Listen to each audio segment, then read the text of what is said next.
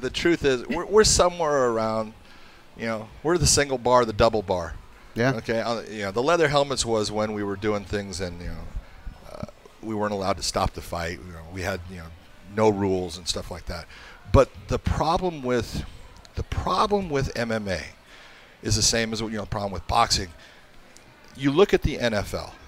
The NFL is a business where no matter if they go to New York or to Wisconsin, to Green Bay, they go down to Dallas or they go to San Francisco, they are an organization that runs the officials, that runs the sport of football for professionals.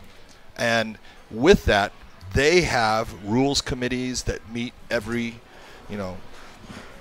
year. They go about coming up with new rules that they think are going to benefit the sport, benefit the participants, try to make things better for the fans and knowing what should be done in a certain situation.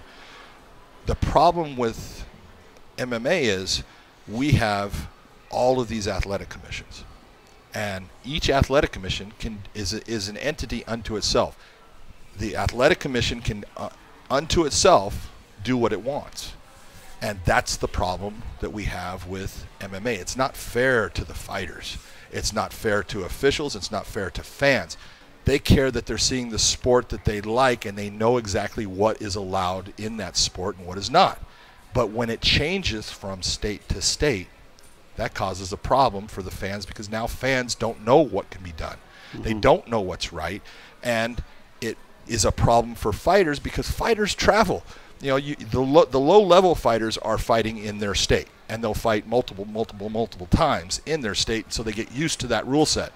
But if you're a top-level fighter and you do one show in California and it's under the unified rules of MMA, and then you go to Missouri and they say, oh, we have a different set of rules, you just affected that fighter in a bad way. You should care about that, but that's not what's happening.